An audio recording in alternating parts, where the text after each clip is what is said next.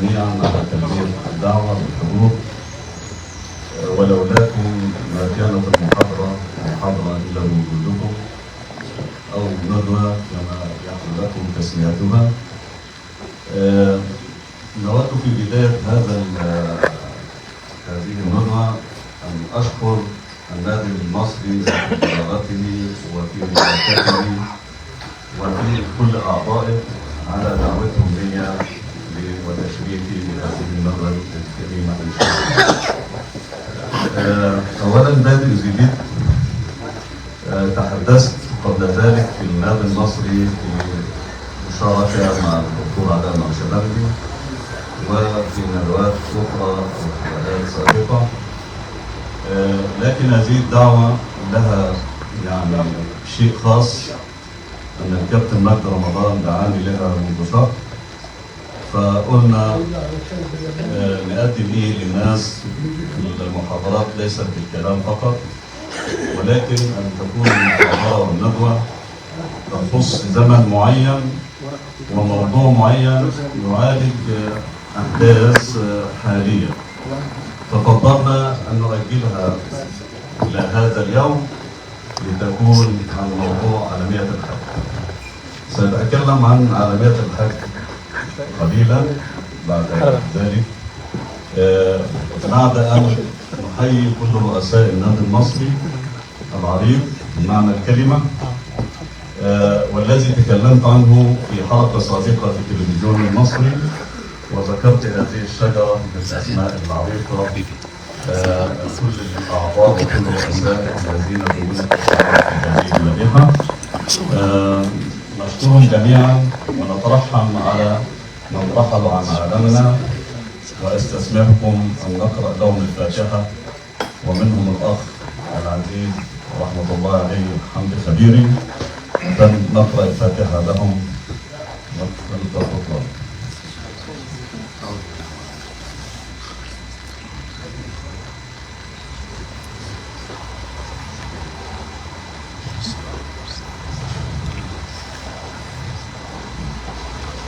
الرسالة والموضوع هو عالمية الحج وأثرها على الفرد المسلم.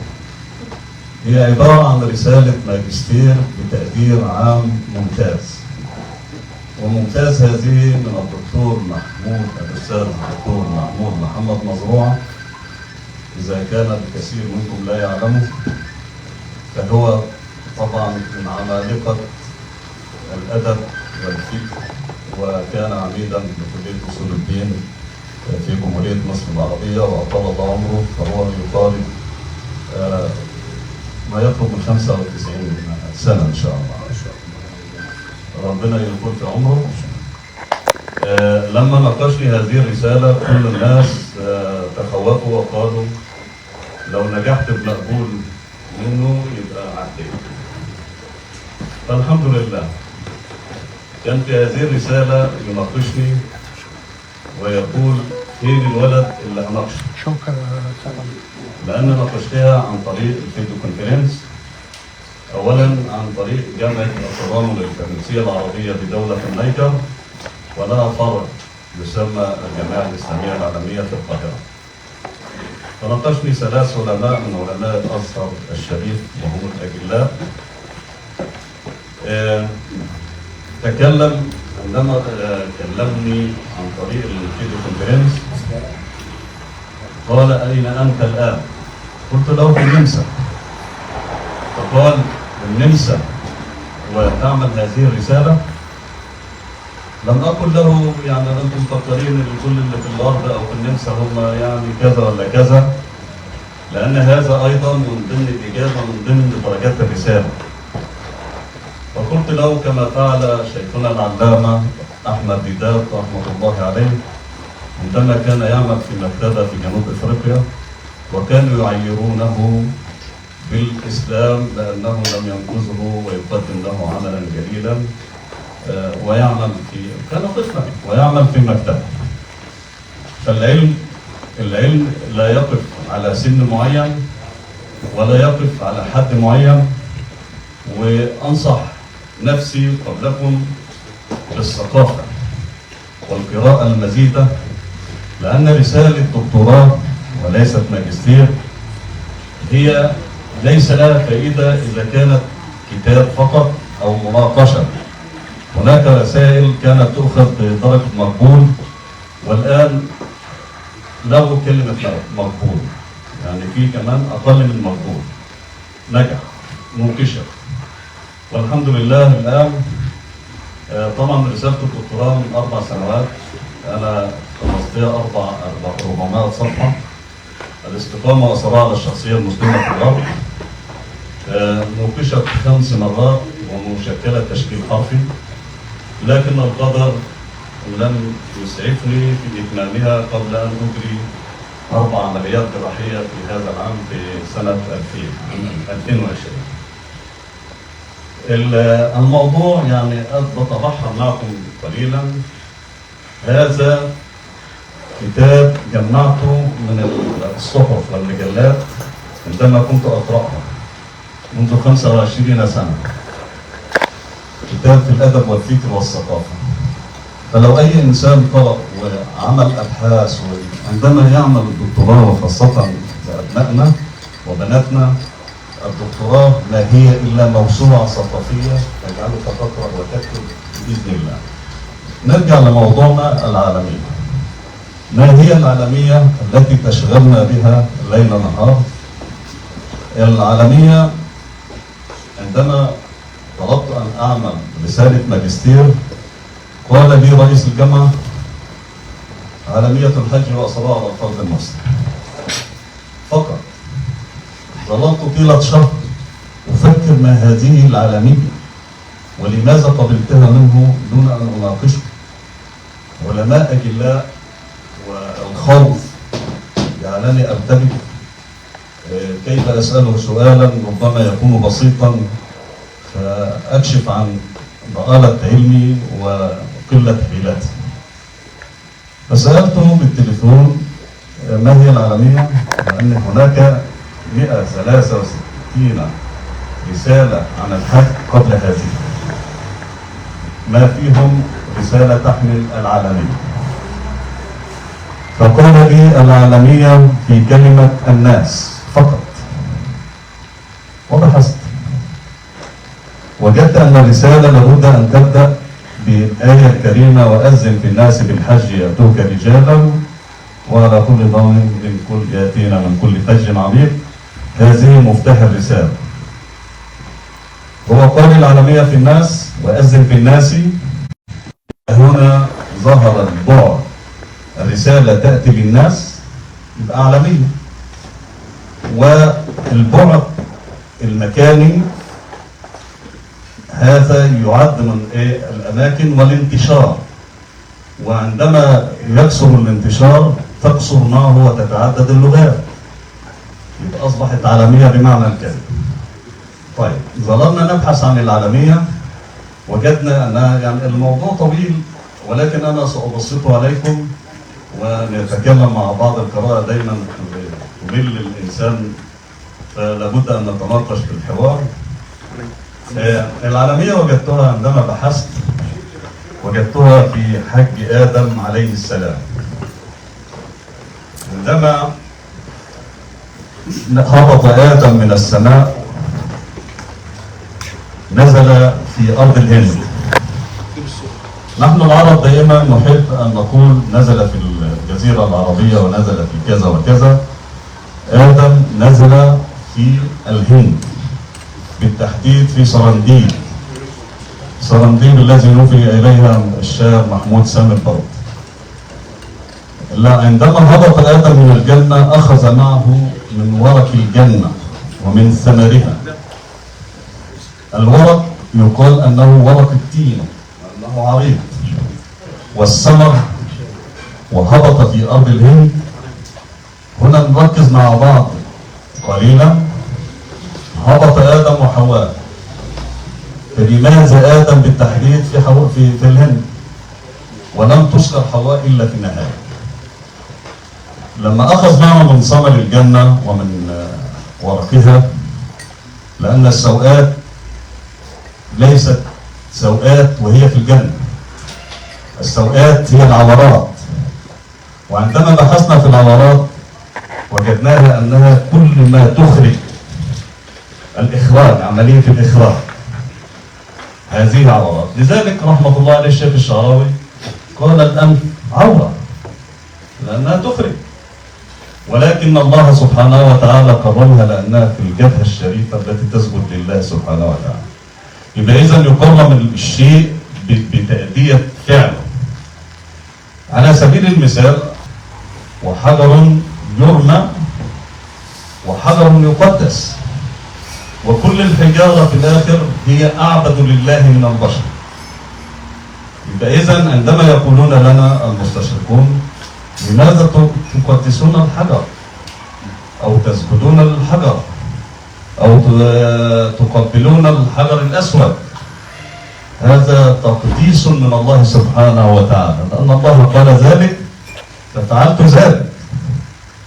وهناك حجر يلقى ويرمى في الجمرات.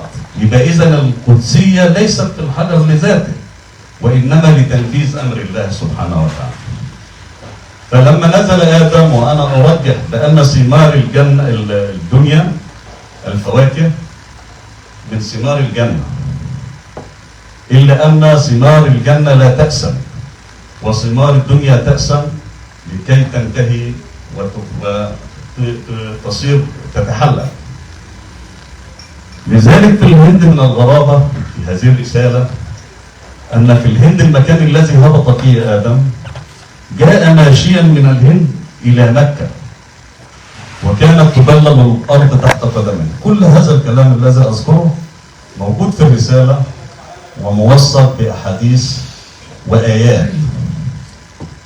طيب، الهند لو وجدنا الآن أنها تصنع العطور وتصنع حتى الورق الذي يرمى، تصنع منه البخور. الهند طبعا أيام آدم كانت الهند اللي هي باكستان والهند وأفغانستان دولة ككل أو شبه الجزيرة. طيب، أتى آدم إلى مكة، وعندما وصل إلى مكة حواء لم تظهر إلى الآن. نزل آدم، وصل آدم إلى المزدلفة، وأرجح أنه أزدلف إلى المزدلفة. حواء كانت في جدة. جدة السعوديون يقولون عليها جدة، وأرجح أنها سميت جدة لجدتنا الكبرى هي حواء. فتقابلوا في جبل الرحمة. جبل الرحمة رحمة للقائهم ببعض، للتلاقي. طيب، سمي عرفة لأنهم تعارفوا فيه. طيب، لماذا يذكر من حين لآخر عرفات؟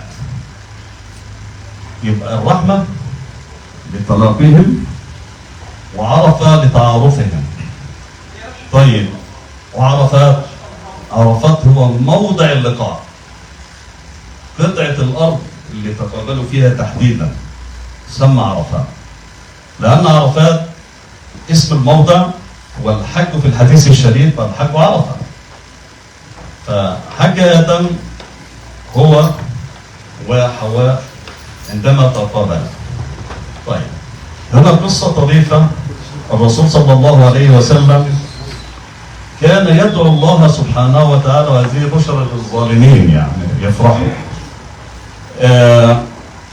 يدعو بالمغفرة والرحمة للناس. فيقول الله سبحانه وتعالى في كتاب الأحاديث القدسية: إلا الظالمين. وهذا الحديث أذكره هنا بالذات للذين يضيقون على رحمة الله، للذين يضيقون على الظالمين. أنا الآن أخاف أن أدعو منذ فترة طويلة، أن أدعو على الظالمين كي ربما أكون منهم، ربما تظلم بهمسة أو بلمحة. فدعا الرسول صلى الله عليه وسلم أن الله يغفر للظالمين أيضا، فقال الله تعالى له: إلا الظالمين. قال: يا رب، أنت تستطيع أن تعوض المظلوم وتغفر للظالم. قال: إلا الظالمين. فظل الرسول صلى الله عليه وسلم يدعو، وهذا ما قاله الشيخ الشعراوي عندما يقول له فرد أنا أدعو ولم يستجب لي، فيقول له أنت لحيت في الدعاء بالأسلوب المعقود الجميل بتاعه، وأنت لحيت في الدعاء. الدعاء ممكن عبادة. فدعا الرسول صلى الله عليه وسلم، ظل يدعو حتى صبيحة المزدلفة، وأنا أذكر هنا الدعاء والمزدلفة بالذات التي أزلف إليها آدم عليه السلام. فظل يدعو حتى ضحك وبانت نواجذه، فقالت له السيدة عائشة وأبو بكر الصديق وعمر بن الخطاب وزيراي الرسول صلى الله عليه وسلم: ما أضحكك يا رسول الله؟ أضحك الله سنة. كانت كلمة تقال في هذا الوقت. ما عهدناك تضحك في مثل هذا الوقت أو هذا الموقف. قال: دعوت الله بالأمس يغفر للناس، فقال لي الله سبحانه وتعالى: إلا الظالمين. فظللت أدعوه حتى قبل مني الآن. قبل مني الآن، فما رأيت إلا الشيطان يحصو التراب على رأسه حسوا ويدعو بالويل والسرور ويقول: يا ويلي يا ويلي يا ويلي. لم يترك لي الله شيئا يعني أنتقم وأتشفى في الإنسان به. كل الذنوب غفرت، حتى الظالمين غفرت لهم ذنوبهم. وأنا أيضا أرجح يعني الناس اللي هي يعني طالما أنت تذهب إلى الكعبة وتراها رؤيا العين، أنت في رحمة الله. أنت في رحمة الله بلا شك. أنا لا أهدي الرحمات، ولكن بنستشف من الرسائل. الرسائل ليست دكتوراه وماجستير فقط. الرسائل أن تأتي بجديد. وهؤلاء الأساتذة العظام ناقشوني في هذا الكتاب. فلما دعا الرسول صلى الله عليه وسلم بالمغفرة وغفر للظالمين، هنا عدا الظالمين. هناك بعض المشايخ أو الشيوخ يقولون إلا ربنا يغفر في حقه فقط ولا يغفر للظالمين. لا، الحديث موجود في الكتاب الأحاديث القدسية، والأحاديث القدسية أجمع عليها 6 علماء مراجعين ومحققين. إن الله يغفر الذنوب جميعا إلا أن يشرك به. ما تجيش تقول لي لا بقى، لا ده الظالم ده ما أنت برضه هتلاقيك ظالم واحد تاني. وأنا يوم القيامة لو ربنا عوضني أو عوضني في الدنيا باللي ظلمني وعوضني الشيء اللي فقد منه، أنا عايز إيه تاني؟ الإنسان لما يروح عند الكعبة وراها، أنا وجدت حديث إن حتى الذي لا يقبل منه الحج لا يحرم من أجر الزيارة. لا يحرم من أجر الزيارة. لذلك في ناس يقول لك إيه الكبار بتوع زمان: ما تخلينا نروح نزور، خلينا نروح نحط إيدنا على شباك الرسول. شباك الرسول ليس من الحج في شيء. أنت ممكن تذهب إلى الحج وتحج في مكة وتأتي دون أن تذهب إلى الرسول، ولكن زيارتك للرسول لا تشد الرحال إلا لثلاث: المسجد الحرام والمسجد الأقصى والمسجد النبوي. وهذه المساجد الثلاثة العظيمة هي نعمة كبيرة للإسلام. فطالما أنت رأيت الكعبة يبقى أنت في سعة من رحمة الله. لأن هناك امرأة ذهبت للحج، عندما رأت الكعبة فقدت بصرها، وذكروها أكثر من موضع. إنها كانت تعمل الأعمال وكانت ممرضة في المستشفى وتعمل الأعمال وتدسوها في فم الموتى وتكفنهم فلم يقبل الله منها حتى لما ماتت. ذكروها علماء السعودية ودفنت، نصحوا ابنها ألا يذهب إليها عند المقابر، فذهب يا أمي يا أمي، فأصابته أشياء في الوجه، فقال له الرجل: اعتبره مغفرة من الفلوس التي صرفتها عليك من هذا العمل. طيب، احنا نذهب إلى الحج، لابد أن أعرف ماذا أفعل في الحج، وأعرف المكان الذي وقفت فيه ماذا حدث فيه. هناك رجل كان يقول لبيك اللهم لبيك، لبيك لا شريك لك لبيك، إن الحمد والنعمة لك لا شريك لك. فكان الرجل عندما يقول التلبية يسمع لا لبيك ولا سعديك. فقال له شاب أتسمع أنت عندما تلبي تسمع يقول نسمع الصوت هذا الصوت؟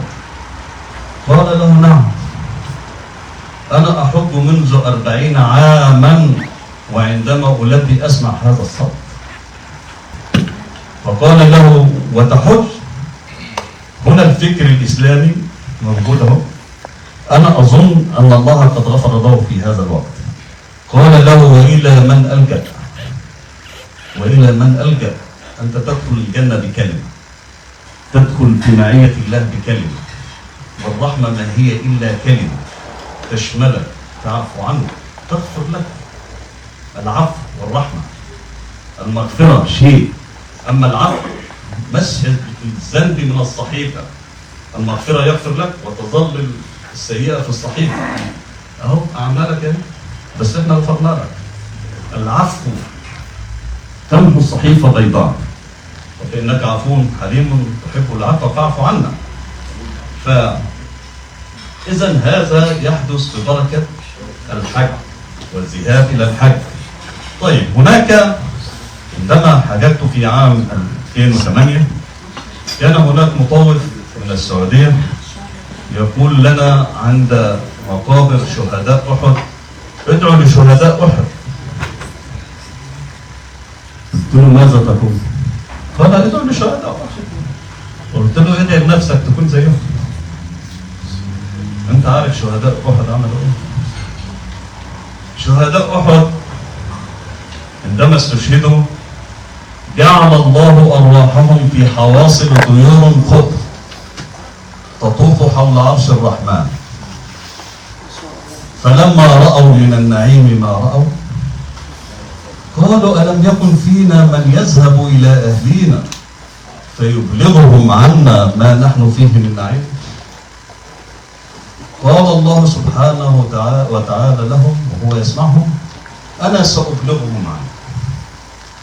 ونزل جبريل بالآية الكريمة ولا تحسبن الذين قتلوا أمواتا بل أحياء عند ربهم يرزقون. فهذه الآية نزلت في شهداء أحد، وقيل نزلت آية مشابهة لها في شهداء بدر. فأنت لازم تعرف ماذا ستقدم. المكان هذا ذهب إليه الرسول لابد أنه داس على هذا المكان بقدميه، فلا يمكن لك أن تبصق. أنا لم أفعلها هنا، لم أبصق على الأرض طيلة مدة 21 مايل. المكان اللي هو تكون حريص إن أنت تطهره وأنت ماشي، هو مطهر جاهز، تطهر نفسك بيه. ليه؟ كلكم تذكرون الرجل الذي قال له يا رسول الله أنت أوجعتني ضربا عندما كان ينظم الجيش بالسواك، فكان هناك أحد الرجال بطنه ظاهر فعمل بالسواك كده رجع ورا شوية، قال له أنت أوجعتني ضربا بالسواك؟ قال نعم. قال وأنا أريد أن أمتص منه. الصحابة ماذا تفعل؟ قال لهم اتركوه. وعرى الرسول جسده الشريف فقبله الصحابي وقال له يا رسول الله ما فعلت ذلك إلا أني سمعت أن من يلمس جسدك يكون معك في الجنة إن شاء الله. فأنت تذهب إلى هناك تعرف هذه اللمحات الأول، مش الناس اللي بروحوا يلموا طوب في البرطمانات. مين حصل إيه في البرطمانات؟ يقول لك عشان باروكة، عشان أنا مسكت رقبته، عشان لما تدي الحصايا لواحد تربي هناك يقوم جاي يحج على طول. هل تعلم أن لا يحل لك أن تنقل تراب الحرم إلى الحل؟ أنا سألت عالم ذلك لم يجبني حتى الآن. وهل يجوز إنسان يبني بيت يأخذ التراب على حدود مثلا الحرم ويضحى في بره الحرم؟ لا. طيب هل يجوز من الحل إلى الحرم؟ لماذا سميت حرم؟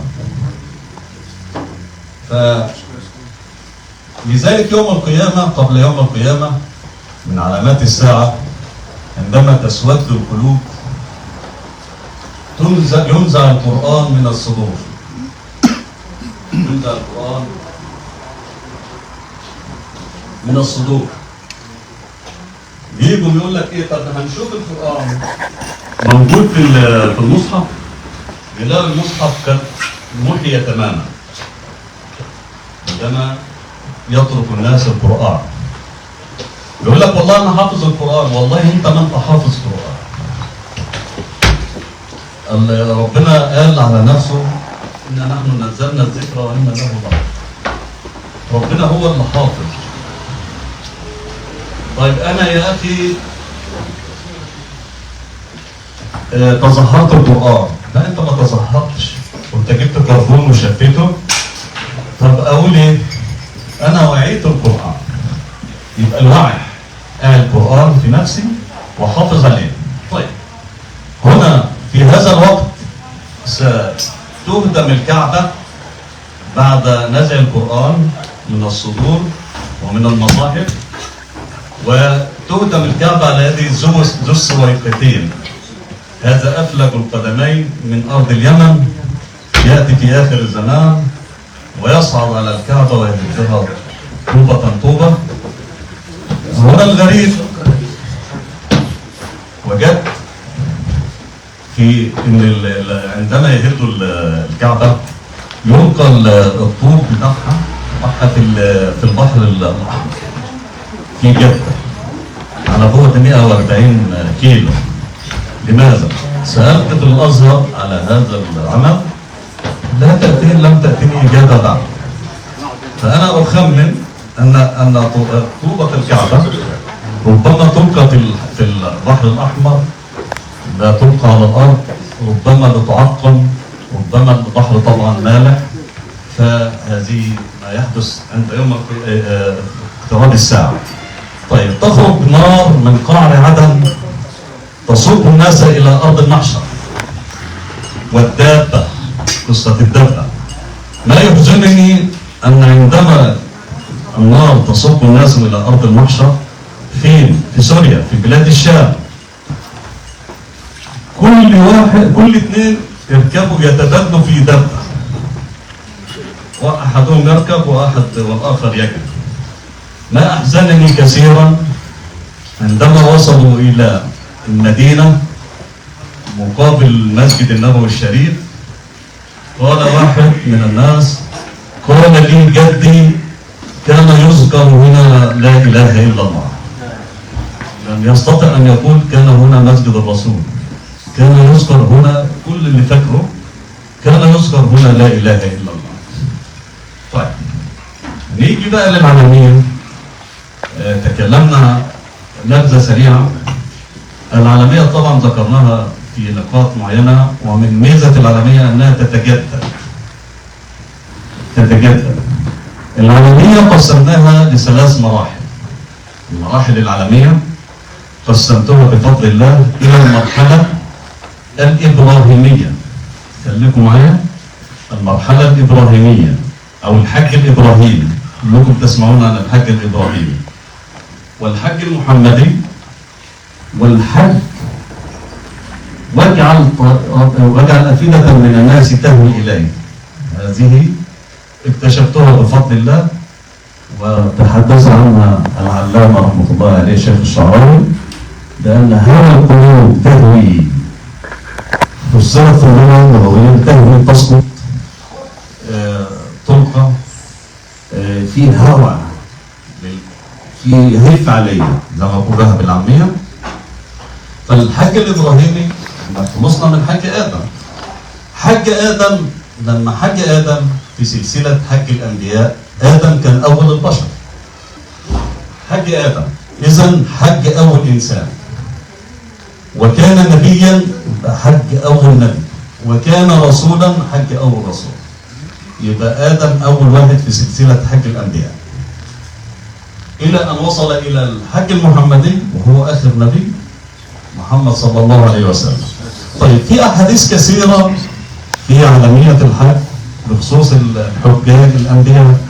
وما من نبي إلا وحج البيت إلا ما كان من هود وصالح انشغل بقومهما فلم يحج. وفي حديث يوم القيامة سيحج سيدنا عيسى رفع سيحج وينزل البيت ويصلي بالناس بعدما يقتل المسيح الدجال. يبقى إذن وما من نبي إلا وحج البيت.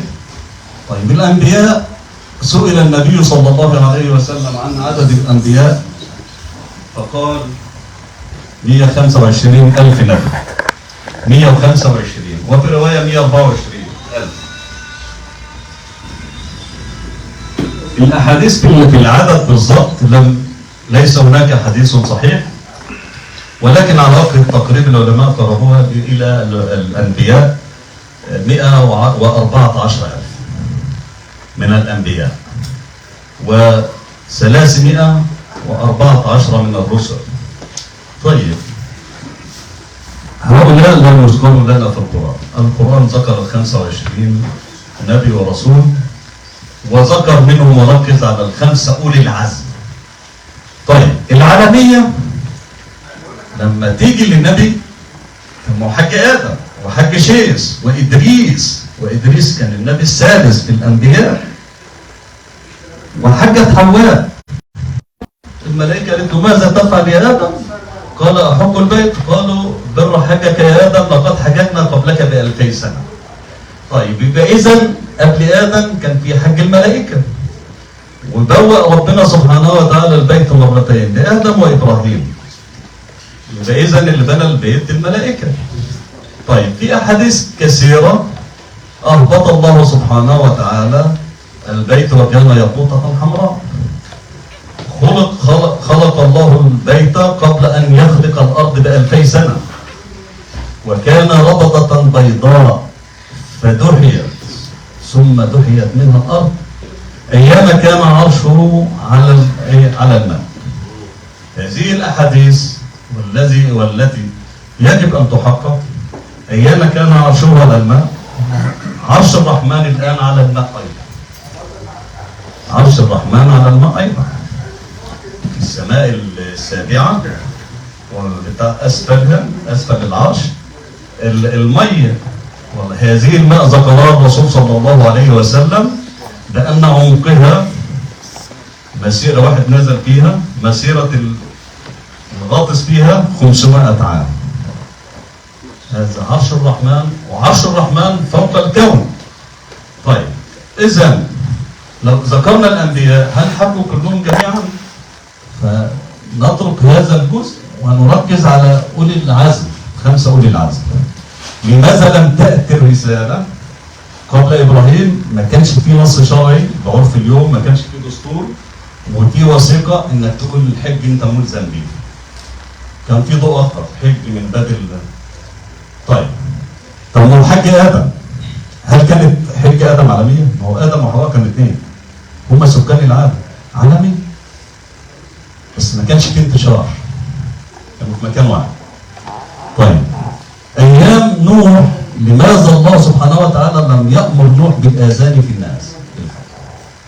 لأن سيدنا نوح دعا على قومه وقال ربي لا تذر على الأرض من الكافرين ضياعا، إنك إن تذرهم يضلوا عبادك ولا يجدوا إلا فاجرا كفارا.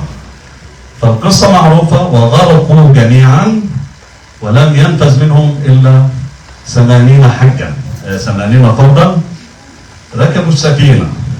طب حج نوح بعد ذلك، لكن لم يؤمر وهو الرسول الأول في أولي العزم، لم يكن له السبق لأنه دعا على قوم. فإذا لو كان سيدنا نوح حج ب80 واحد كانت هتبقى عالمية أيضا، ولكن احنا عندنا المصريين بنقول إيه؟ ده أولاد مركبة واحدة، ده أولاد بلد واحدة، ركبوا كلهم أكيد كانوا لغة واحدة، مش من بلاد بعيدة، مش من كل فج عميق، مش من الفجاج العميقة. هيحبوا وهتبقى عالمية، ولكن لم يكن لهم فضل الآذان في ناسك الحج. لأنه ده على قوله. إذا ربنا سبحانه وتعالى دوق وهو من البداية عشان الناس اللي بيقولوا خلق إبليس وإبليس هو السبب في نزولنا إلى الأرض وكنا هنبقى في الجنة لغاية دلوقتي. لا، ما كنتش هتبقى في الجنة لغاية دلوقتي، لأن ربنا قال إني جار في الأرض خليفة. قبل كل شيء لازم تحصل المشكلة دي عشان ينزل في الأرض. فنزل.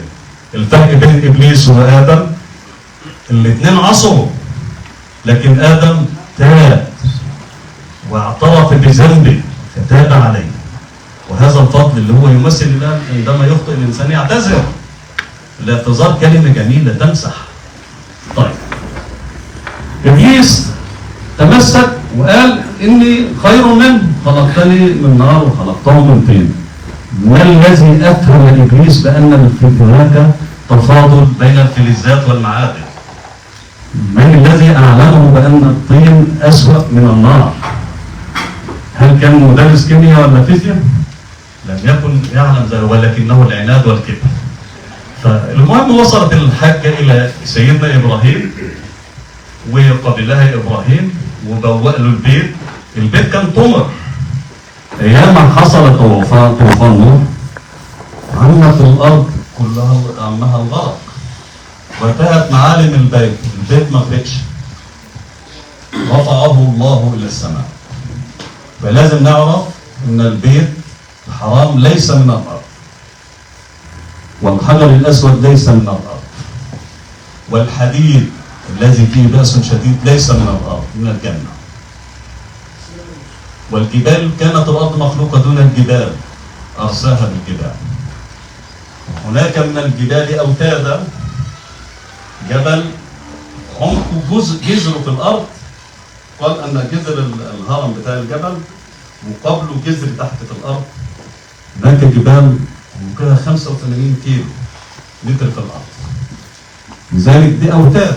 حتى الزلازل والبراكين لم تأتي إلا في البحار، لأن القشرة في البحار 5 كيلو، في الأرض الزراعية والأرض المبسوطة 35 كيلو، الجبال 85 كيلو. لا، إنما تعلم أن هناك جبل مثل جبل الهيمالايا 3000 متر ويخرج منه بركان. صور عظمة الله في الأرض. هذه الأرض الجزء البسيط الذي خلقه الله سبحانه وتعالى قبل أن يخلق الكون بإكماله. أرض عبارة عن ذرة بالنسبة للشمس. فسيدنا إبراهيم قبل وبوأ له الأرض بطائر اسمه الحبوب يشيله الهواء لغاية ما أعلمه على مكان البيت. البيت عندما تسمع كلمة البيت، وهناك العلامة الشيخ الشعراوي رحمة الله عليه يقول لك عندما تسمع كلمة البيت على الإطلاق مجمل الإطلاق، إذا البيت الحرام. يبقى أول بيت اتخلق في الأرض إيه؟ البيت الحرام. تسمع البيت الحرام إذا عرف بشيء. البيت الذي بمكة، البيت الأول الذي وضع للناس، يبقى هو الإيه؟ البيت الحرام.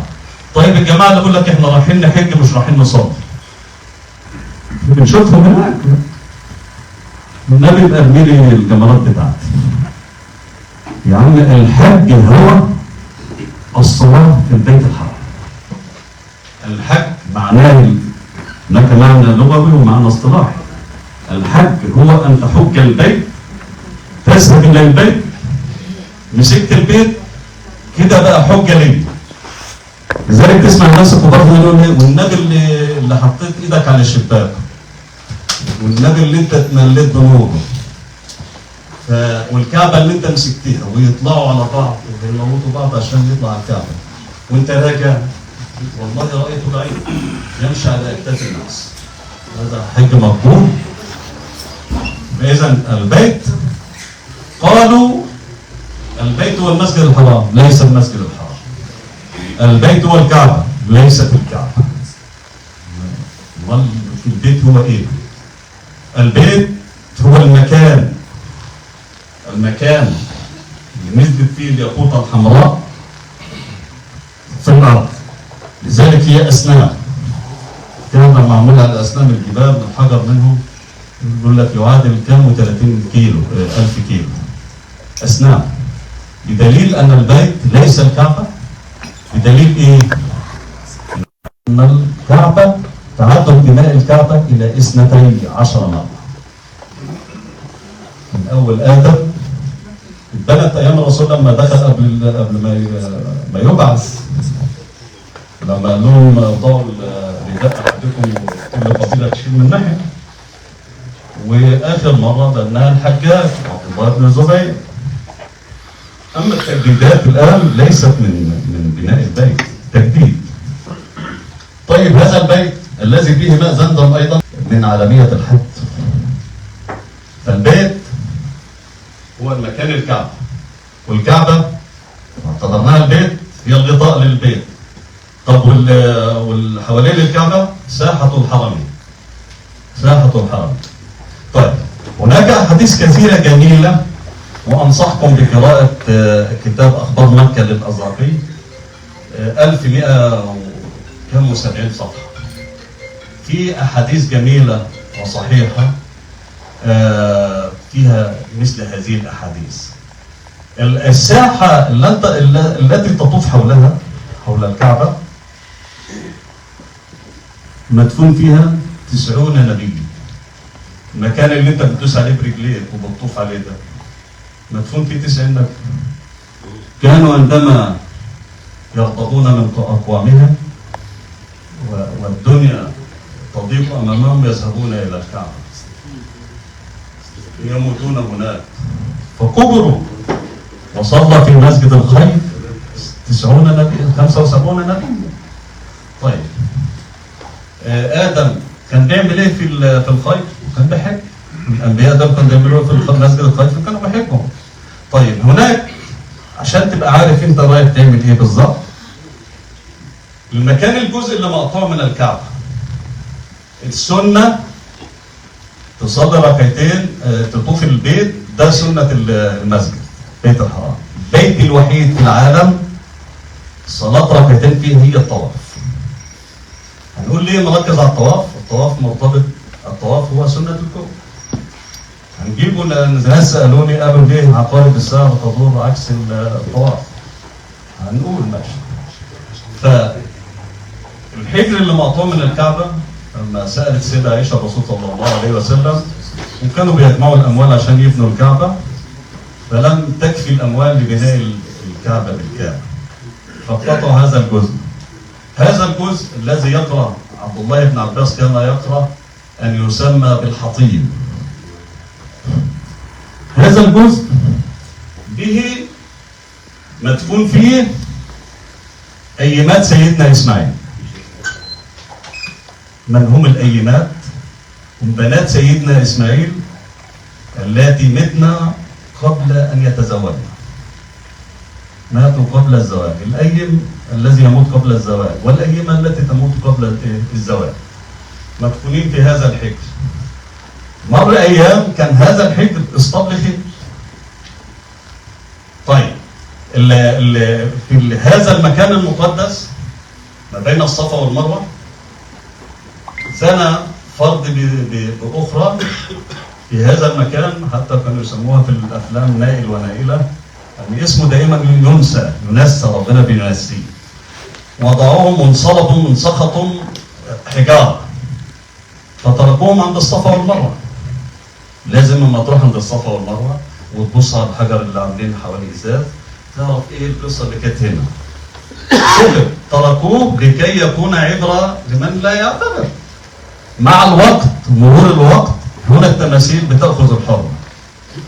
كانوا يقولوا الله يلعنك، الله كذا، أعوذ بالله. في هذا المكان ماتوا الناس دول، الأحفاد ما تعرفش، بدأوا يعبدوا هذه التماثيل فكسروا. لذلك كل القبور ومن ضمنهم قبر سيدنا آدم في السعودية طمسوا. فالمكان اللي موجود فيه الناس اللي اندفنوا دول في المكان اللي انت بتطوف عليه ده. لما سألت علماءنا في الأزهر الشريف قالوا القبر عندما يسوى بالأرض فيكون أرض، لأن ما يدريك أن الأرض دي هي جثث زينا. فجي بعدها الطواف ليه سنة الكون وليه بنطوف من الشمال لليمين الكعبة وعقرب الساعة باليمين. كل طواف الكون من الشمال، ولكن هنا القمر يطوف من الشمال والشمس تطوف من الشمال والمجموعة الشمسية من اليسار وكل الكواكب الأخرى رايحة. المرلي عند الكعبة تطوف باليسار. هذا لم يكتشفها إلا الإسلام وعلماء الإسلام. هنقول للعقارب صنعوها الأجانب وهم اللي عملوا كده. الساعة بتاع مكة ليه مش هي الساعة العالمية؟ بريطانيا كانت محتلة العالم كله، مصر دايما اللي جاب. طيب ليه بقى السبب؟ نعرف كل أحاديث الرسول. الجماعة اللي بيقولوا احنا مهتمين بالقرآن بس مالناش دعوة بالسنة. أنت ما عرفتش إن الصالح صالح إلا من السنة. ما عرفتش ربنا الرسول صلى الله عليه وسلم خذوا عني مناسككم لعلي لا ألقاكم بعد هذا. صلوا كما رأيتموني أصلي. فوجدنا أن عندما تلف باليسار تطوف من الجهة التي بها القلب. يبقى إذا أنت بتاخد الكعبة في حضنك من القلب، بتاخد الطواف بقلبك وأنت مبسوط. يا جماعة المستشرقين لما تدخلوا تقرأ عنهم بيدوسوا عليهم، بيطلعوا على بعض، يقول لك ده عجاب تعمد المشقة. يا عم أنت شوف في ناس بتشفى في طوافها هذا. أنت شفت الحسنات، أنت تعرف كم الحسنات اللي بتكتب. هو طاف بالقلب الحكمة يعلمها الله، ليست بقى كمان لما ذكر بقى أن الأجانب هم اللي صنعوا الساعات أو كده. طيب بالنسبة وضع البيت قلنا قبل الأرض ب 2000 سنة. تبويب البيت لإبراهيم قلنا. وهذا يدل على إيه؟ العالمية التي تستمر ما دامت القرون. الحج المحمدي بعد الحج الإبراهيمي مرتبط بآية أيضا. الدكتور سألني ليه ما كتبتش ولله على الناس حج البيت عنوان الرسالة. قلت له لو كنت كتبتها تقول لي ليه ما كتبتش وأذن الناس؟ لأن الناس مرتبطة بأول واحد من الأنبياء هو الرسول الذي أمره الله بالأذان. طيب هنا لفتة جميلة عندما أذن إبراهيم في الناس. لو كان سيدنا إبراهيم يعلم بأن في تليفون محمول وفي ثانية هيتصل بالعالم كله ما كانش يسأل ربنا سبحانه وتعالى وقال له إيه؟ وأذن يا رب ومن يسمعني. قال له أذن وعلينا البلاغ. عندما وقف سيدنا إبراهيم على الأخشبين أو جبل قبيس أو في أي مكان عالي وأذن في الناس، وذكرت هذه الرواية لمن يريد أن يقرأها من منداحها للإمام النووي في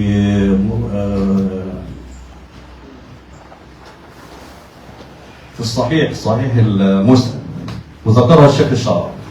فعندما قال أذن في الناس وأذن في الناس سمعه من في أرحام النساء، وهذا شيء عادي، وسمعه من في أصلاب الرجال قبل أن يتزوجوا. فمن قال لبيك يا رب مرة حكى مرة، ومن قال 10 حكى 10. يجي كيف يحك 10؟ المعلومة الجميلة التي يجب أن نعلمها أن العمرة كي لا نشق على الناس أيضا، العمرة حج، وحج كبير، وأتم الحجة والعمرة لله. العمرة حج وحج كبير كمان، مش حج صغير. طب امال الحج يبقى ايه؟ الحج الأكبر. كما قال الشيخ الشعراوي أيضا ما ترك شيء إلا وقع. الحج الأكبر. إذا العمرة حج. أنا لم أستطع العمرة والحج للاستطاعة. يبقى إذا الإنسان يأسم الجماعة اللي بيسوفهم معاهم ملايين ويقول العام القادم عندما أزوج ابني، عندما أزوج ابنتي، عندما كذا كذا كذا كذا. تسويف هذا يحشر معه في أحاديث طبعا لو قلتها الآن، حديث يخرج الإنسان من الملة الذي يموت ولم يحج، يخرجه من الملة. لأن في حاجتين الإنسان خلق، ربنا خلقه غني وفقير. الغني مطلوب منه الحج، الفقير الذي لم يستطع ليس عليه الحج. هنا في مطلوبين، أما الجزء الذي تخاف منه الذي في الوسط، طبقة الوسط، هذا دائما يساوي.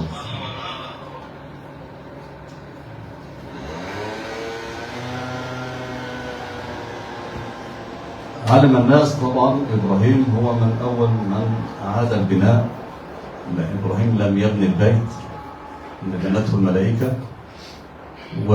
وبوئ لآدم كشف عنه، ورفع أو كشف لسيدنا إبراهيم إعادة البناء، وأعاد البناء. والحجر الذي كان يقف عليه قيل أنه أيضا من الجنة، وكان أبيض ناصع البياض واسود من كثرة ذنوب الناس أو تعلقهم به.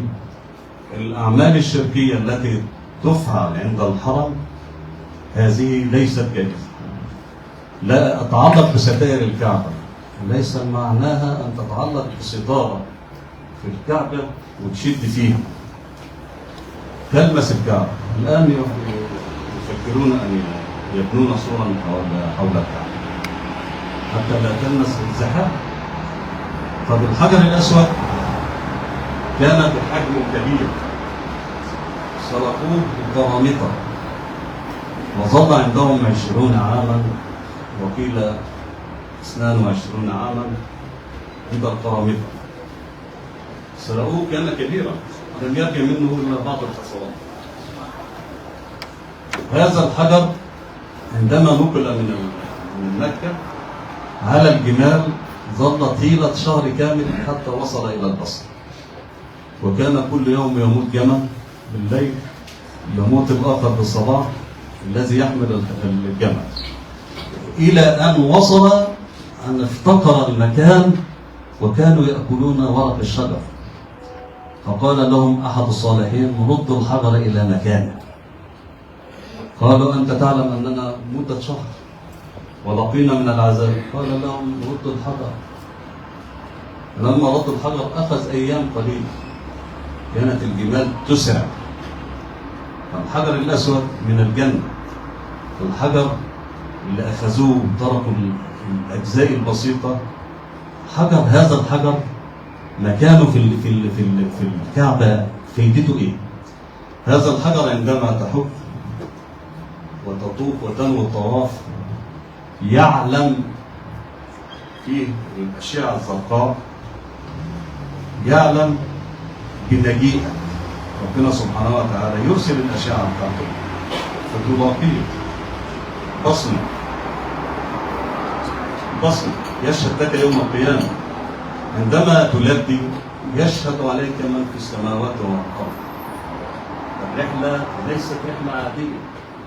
الأماكن المقدسة، الطواف، المزدلفة، بقية الأماكن المقدسة أو الميقات أو المواقيت دي لازم تزورها باحترام.